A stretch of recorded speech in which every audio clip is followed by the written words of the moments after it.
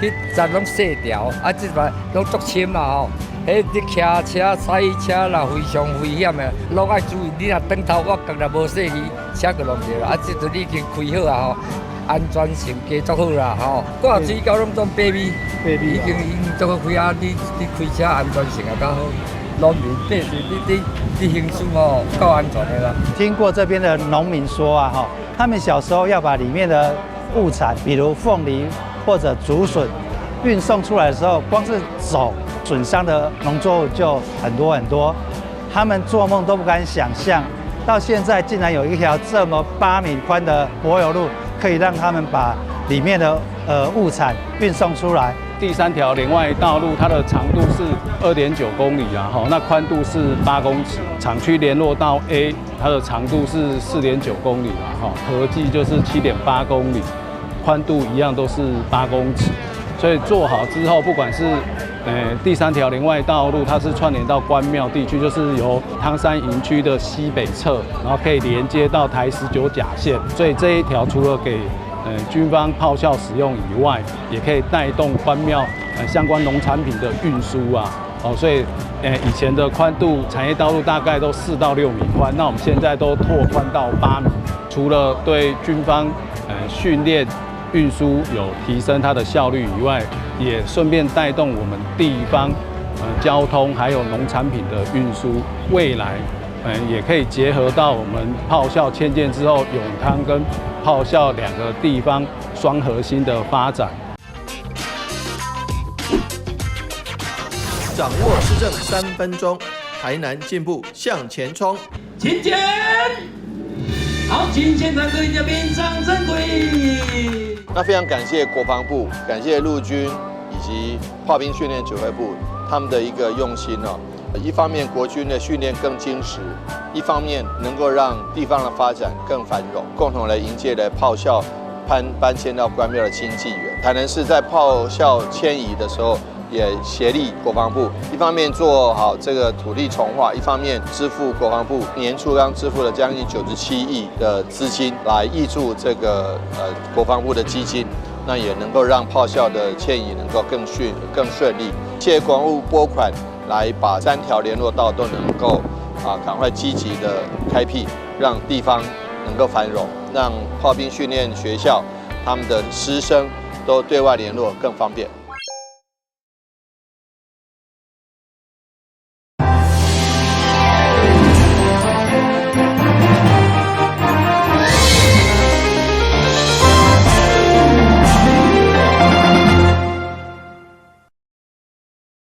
大家好，我是楊素懷，歡迎收看8月2日禮拜3的中嘉台南地方新聞。安南區爆炸案議員李中琴26號議會市政總質詢，肯定市長黃偉綽發生了後，馬上啟動受災救助措施。也毋過受災影響程度相當的大，議員要求市府擴大代為救傷，協助災民爭取權益。此外，針對抗地任用，也要求市府應該要進行全面盤點，避免類似事件發生。安南區海電路發生爆炸案，市長黃偉綽在發生以後，到現場慰問災民，並且馬上啟動受災救助措施。議員李中琴26號的市政總質詢，除了表示肯定以外，嘛建議市府要代為救傷，因為3名嫌疑犯已經被羈押禁見，主好是不是會救助無門？集體訴訟已經啟動了，代位求償我們已經借着這個緊急處理費。但是市長，這緊急處理費是10萬，佮加一個2萬，12萬爾呢。你看，迄有的規間厝攏燒甲密密麻麻，這12萬伊是要安怎重建吶？所以我希望說，是不是代位求償的部分，我們由市府先來支付，好，這樣民眾會當先去處理以後續重建家園的情形嘛？因為該案的事發地點是私人的土地，提供公所來領用作為停車場，交由你辦公室來代管。而且違反廢棄物清理法第45條，不過為了避免類似事件再度來發生，李中琴嘛指出，安南區有真濟大塘的土地，目前有7塊土地攏被堆囥廢棄物。這竟然攏無人知影呢？這是我去翕的哦，我剛落大雨去翕的。再來，這全部攏是廢棄物哦。要求地主去清查，因為地是台糖的地，我們一定要求地，因為台糖的地好多，那屬於市府的地或市府認養的地，不要說什麼個人自掃門前雪，我們自己要管好我們自己。爆炸案的後續，除了追究責任，嘛讓土地管理問題受到關注。議員要求市府要盤點私人的空間領用的情形，更要求土地所有單位要落實管理的維護，對源頭來降低公共安全的風險。台南新聞李英根、楊順懷採訪報道。連續幾若天好大雨，造成林德地區積水嚴重。為了改善林德水患，議員杜素英佇總質詢提出三亞溪後續治理，包括護花加灌、增設抽水機、提升防洪排水功能。另外，也閣建議佇大灣排水水防道路下骹增設滯洪空間。議員杜素英表示，對今年6月26日林德甘尾高溪液體到8月23日好大雨，伸縮縫的涉水，為了改善林德的水患，議員提出三亞溪後續的治理對策，對地基的護岸加灌，到增設堤後的抽水機，希望會用提升防洪排水的能力。即馬直接想要利用環線道路下面。改烏規排，講較緊的，若是環線道路吼，差不多無到4米嘛。咱會當講，只有是烏一條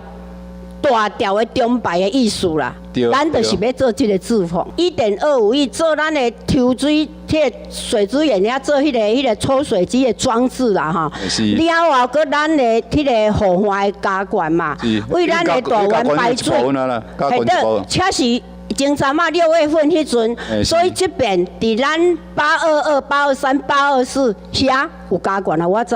但是咱即馬要閣為大灣排水做到咱的中華漁船，就是咱的仁德橋實際對，咱遮閣9500萬會加高嘛，嘿，這攏愛支持。另外，因應南科4期將要佇個沙崙科學園區來開發，議員杜素英嘛因應極端的氣候，建議增設智慧的滯洪池，避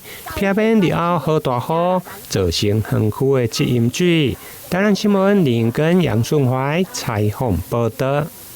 只要好大雨，為佇咧新市虎頭溪下架橋到南伊蘇蘇線積水嚴重，造成附近一間教養院親像路上孤島同款。救援物資愛靠着消防車來送，引發議員陳柏佑關心。對此，市府工務局回應，該橋改建將分做3個階段，包括便橋施作、自來水供線位甲新橋改建，工程相當龐大。位於北外環的起點，甲個高鐵高架橋開新市下架橋，因為橋面矮，而且地勢低，只要一遇到大雨，溪水暴漲，不但淹過橋面，而且附近下架橋到南伊蘇蘇線永州里就淹大水，互附近的一間教養院變成路上的孤島。對此，議員陳柏佑上午透過市政總質詢，對種下架橋的改建進度。對此，市府工務局嘛回應，將分3階段來進行。第一階段就是說，第一階段現在的便橋已經做好，第二階段現在自來水管橋，它現在要計劃要遷移，要來遷移來設置。要遷移要多少時間吶？現在這個時間點還在這個我還要確認，因為在管橋它遷移的時間點還有現在一段時間，目前還不能確定。你知道哈，每一次我們會盡量催。每一次這個地方哈，只要的哈的對啦哈，絕對淹沒啦。這改你剛才差一點就有一個人滅頂在這個地方啦，這個我都講過 N 次了。大概這的淹到有夠嚴重，啊唔過吼，大概到這陣攏無法度解決。我每一次去看災就被人家笑說，要怎麼解決？要怎麼解決？我們市府要怎麼解決？另外，在南175虎山道路的過水橋，同款是地勢低，加上路面還閣下陷，議員嘛同款關心改建的時程。工務局則回應，預計今年10月底就會用的來發包。台南新聞林跟楊順懷採訪報道。台南 U-Bike 對2023月份啟用以來，累計到達使用人次突破1560萬，顯示民眾需求量愈來愈懸。也毋過因為站點對第一波啟用的74站擴展到754站的密度，互議員檢討議員嘛是拿到排尾啊，所以交通局預計今年底將擴大增加到825站，來回應民眾的需求。台南市 U-Bike 對2023年2月啟用以來，總共投入6200多台車，累計到今年8月使用突破1560萬人次，顯示民眾需求愈來愈懸。不過因為站點密度無夠，平均每3000人只配置一站，被議員檢討佇6都也是排尾啊。對此，交通局表示，將持續盤點各區使用甲站點分布情形，預計投入1億5000萬，佮增設200站，在今年底順利達成825站的目標。我們的第二期的計劃是年底前，微笑單車公司要完成到825站。那我想我們會持續的再來，跟地方的需求來配合，因為，隨着站點越來越密，那可以設置的空間其實越來越難找了，不過就是說，我們還是會朝加密站點，有的地方來加密站點，那另外是比較外圍，原來台南縣的這些區域，如果有需求，我們會來多增加幾個站。台南 U-Bike 規模擴大，不只是提升使用利便，結合各地特色行銷以外，嘛是為落實永續交通甲城市集團發展。台南新聞管及採訪報道。旅遊景點、私房秘境攏底家，特色美食樂利哉，生活時事搶先報。中嘉新聞週報，深耕在地，放眼全國，掌握最新地方資訊。每週六下午1點，就在高雄都會台。高雄目前有123個路口有設置科技執法，今年上半冬就開出超過11萬張的罰單，其中大中一路頂中路口半冬處地超過6000件，成為新的魔王路口。也不過民眾認為科技執法除了抓違規，路口本身的交通問題嘛未當疏忽。今年行駛在高雄的路上，時常可以看到這片醒目的黃色告示牌，提醒用路人這裡設有科技執法。其中大中一路和頂中路口，光是今年上半年就舉發了6000多件違規，一舉幾下蟬聯相連貫的中正交流道，成為高雄最新的魔王路口。應該是說，正常來說，我們都是靠右下交流道，但是那個交流道是在左邊嘛。我發現它確實有尖峰跟離峰的時間。那像早上上班的時間，它其實會從下面一直堵到上面去。我覺得有點超過啦。其實就是我知道科技執法目的是為了讓大家安全嘛，但是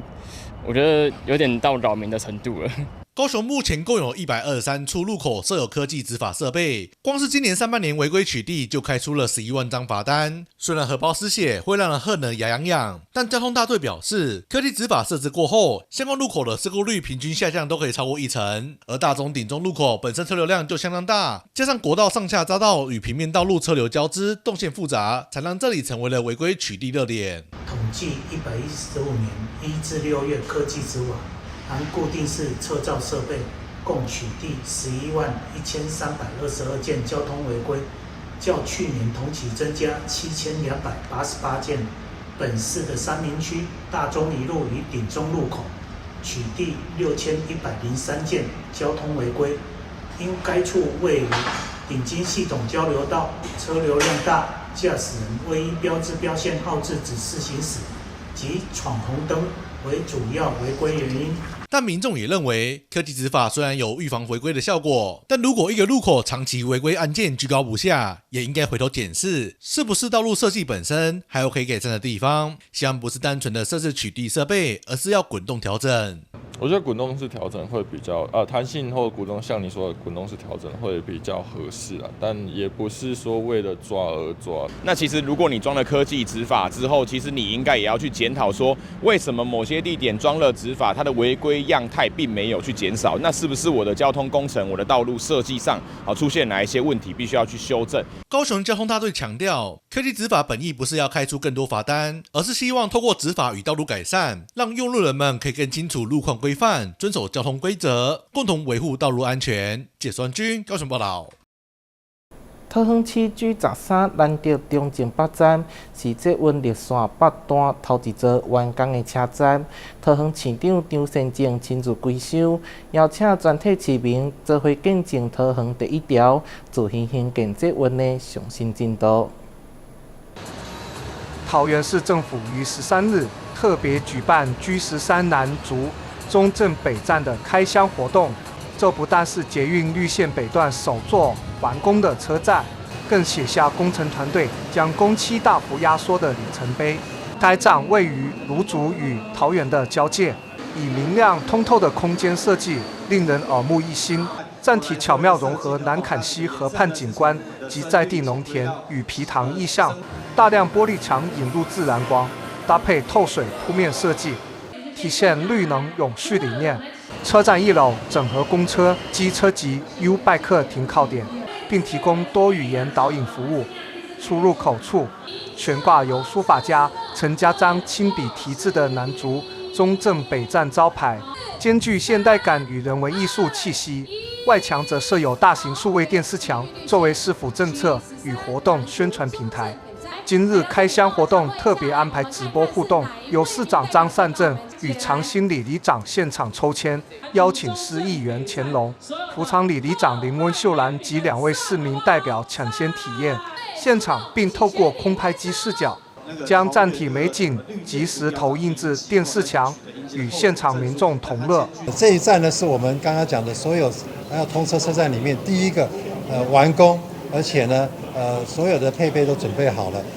開放給我們的議員、里長跟市民朋友今天來這邊參觀。那麼我想過去3年多的時間，我們把工期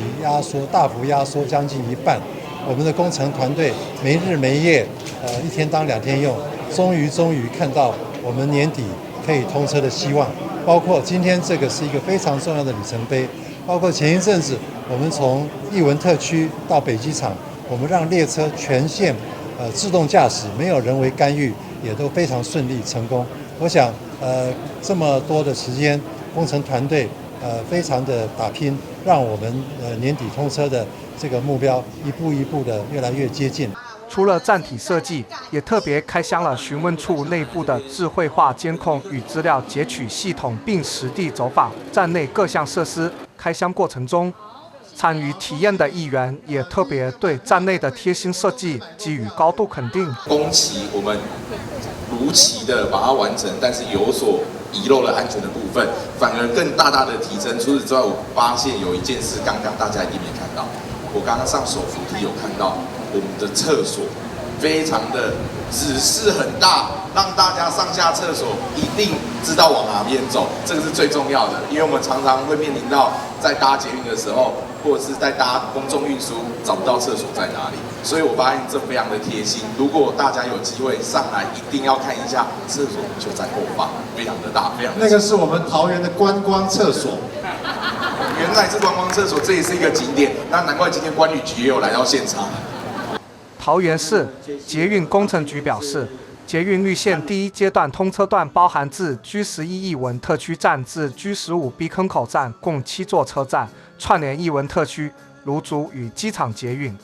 為盡早提供市民便利的軌道運輸服務，市府團隊重新盤點工序、整合界面，並採取平行推進策略，將原預估6至8年的工期成功壓縮至3年8個月。這段全速衝刺的成果，不僅是工程團隊與時間賽跑的證明，更是屬於桃園人的軌道里程碑。目前優先通車路段的7座車站均已通過消防檢查，無障礙勘檢部分 G13、G14及 G15 站亦完成缺失改善，並獲委員同意。列車更已進入全線無人駕駛測試階段。隨着 G13 站順利完工，不僅確立了綠線北段的重要進度，也象徵桃園市民距離達成首條自行興建的捷運系統又更近了一步。記者李承浩桃園採訪報道。位於台北蘭港甲松山之間的藥城里，歷來有濟濟文化景點。為着守護在地歷史甲文化資產，里長黃聰智開半棟外建構 VR 實境導覽網站，民眾只要透過電腦也是手機進入網站，就當點熱來地點360度環境觀看，感受藥城里的往事。這是籃球場，對，籃球場，這是陳磊長壽橋。進入網站點選環景瀏覽，26個地點隨你挑選。這是最新上線的南港玉成里實境導覽網站。為了保存玉成里獨特的歷史文化資產，玉成里里長黃聰智推動 VR 導覽計劃，透過360度環景畫面，讓民眾隨時隨地踏查全里，了解社區現況與歷史文化。現在資訊發達哦。所有的族群哦，都跟着醫化，包括我們樂齡基地的學員也一樣啊。未來這個 VR 360度哦，把它建置完成哦，以後從各自的手機上或是你的桌機哦，就可以踏查全里，踏查全里。所以我們除了現場可以踏查導覽以外，你也可以在手機上，在教室裡面上課哦，就讓大家把手機拿出來。好，看你們家在哪裡，在哪個景點？我們有規劃26個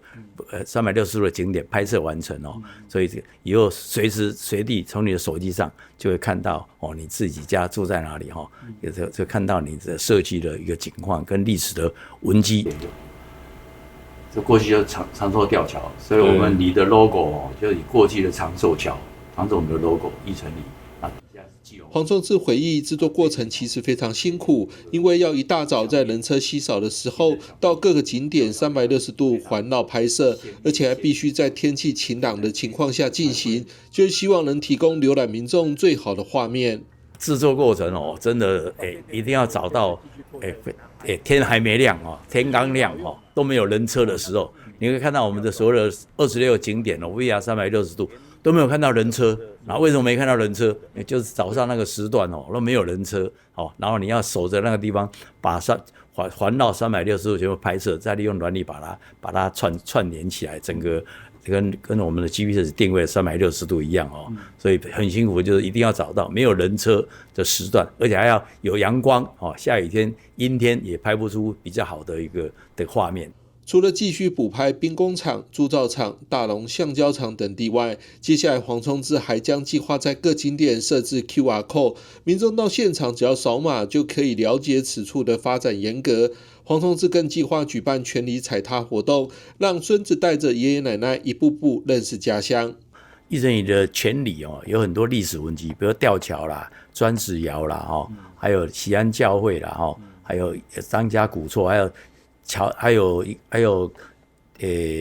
水尾科九頭町古厝，有幾個過去的歷史文跡，我們就希望我們的全里哦，來舉辦個全里踏查的活動，比如說舉辦親子活動或者爺孫的活動。那我們小朋友的執行能力很強，會帶着爸爸媽媽，就引導自己的阿公阿嬤在踏查全里，再回到我們的這個樂齡基地的5樓哈，就可以做一個分享客人。那在現場我們就會設置 QR code， 比如帶着到每一個點掃 QR code 就可以知道這個地方的歷史文跡，也可以用錄音的口述歷史來呈現再讓我們的年輕人我們的未來的下一代能繼續能夠了解玉成里過去的文化和它過去的歷史的足跡文跡讓玉成里能夠繼續在記憶在我們的所有社區的里民的心目中。除了持續經營改善鄰里設施，提供里民舒適安全的生活環境外，黃聰智更希望透過實境導覽網站，讓原本只留存在老一輩腦海裡的記憶，能夠持續傳承給年輕一代。記者張啟騰台北報道。有90棟歷史的傳單橋是連通新北永和甲台北中正區的重要橋梁，也是中正橋的前身。113年11月份完工通車了後開始改建，將轉型做會當散步甲騎腳踏車的景觀橋，預計今年9月份完工。情賢意象的中正橋橫跨新店溪之上，6線道的橋面平時車流量非常大，是雙北上班族重要的通勤橋梁。但在過去，它是一座只有6米寬的人行橋梁，名叫川端橋。川端橋建於1937年，至今已有接近90年的歷史。因為連接永和往西與台北市川端町而得名。由於過橋直通北市重慶南路3段，直達日治時期的總督府，地理位置讓這座橋梁備受重視。文史工作者表示，過去橋梁上還曾有憲兵站崗。已經到日治後期，就是說日本統治50年，它大概到那個1935年、37年的時候才開始規劃，它算是已經非常晚。那個時候在做規劃的時候，就把這個橋蓋得非常的堅固你就可以看到鋼筋混凝土，然後尤其是它的橋梁也都是那種鋼構的這樣。日本政府它從整個那個都市計劃還是有重視這一塊這樣。到戰後之後，國民政府它就延續日治時期的這個都市計劃的圖，那就把這個計劃道路開出來，連接我們講的川端橋，當然現在叫中正橋。那所以你現在發現說，我们可以直接騎永和路經過中正橋，然後就可以直接騎到現在的總統府。就是日本人他就有這樣子的概念。不只是在地交通重要橋梁，川端橋也是日治時期留存至今僅存的台北市聯外橋梁，是台北市土木橋梁史的重要見證。2015年也被登錄為歷史建築。民國50至60年代，川端橋歷經多次拓寬增建，舊橋已不敷使用。台北市政府新建工程處展開新橋新建工程，113年11月完工啟用後，川端橋接着展開復舊工程。記者所在位置位於永和的河濱公園沿岸，中正橋已經於113年的11月完工通車。川端橋復舊改善工程在今年的9月完工之後，屆時民眾將可以騎乘腳踏車從永和河濱公園直接抵達台北市中正區。歷史建築的修復不能馬虎，新建工程處在施工中採取不少保護措施。除了參照川端橋舊照片，每一個工程步驟也都與文資專家密切討論。川端橋部分之前是被文資委員會認定為歷史建物，那我們會依照當初的歷史照片，然後去做川端橋的一個復舊。那在欄杆的部分呢，我們是以當初的欄杆的高度，然後再配合現行法規，我們做了一個玻璃加高的方式，做一個景觀的一個補強。川端橋舊有的鋼板梁，它原有顏色是暗紅色，那後來是戰後的時候變成一個亮綠色的方式。那經過多次的討論，我們後續以亮綠色的方式來呈現我們的川端橋。今年9月，川端橋正式完工啟用，重塑新店溪水岸新樣貌。橋梁串起雙北，也串聯過去與現在。往後來到河濱公園，不妨走上這座川端橋，用步伐感受90年的歷史痕跡。記者張瑞瑜採訪報道。感謝你收看8月26號的中嘉台南地方新聞，我是楊淑懷，咱再會。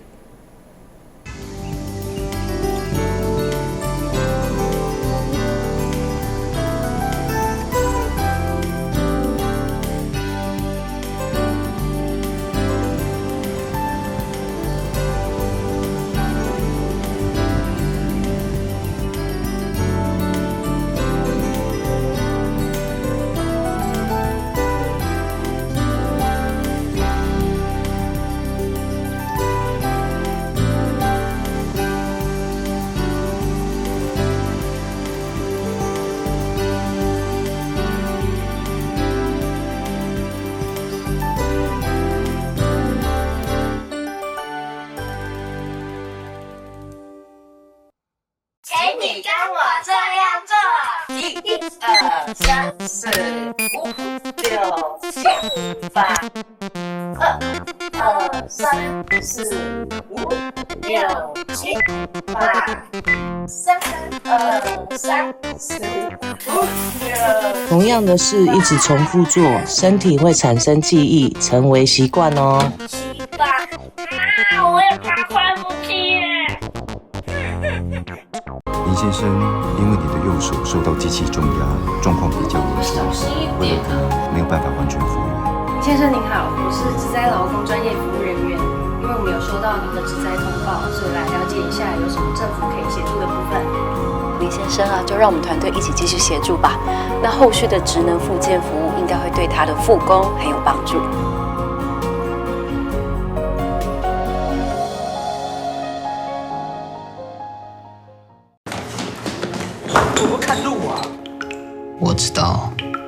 你不想假裝沒看見。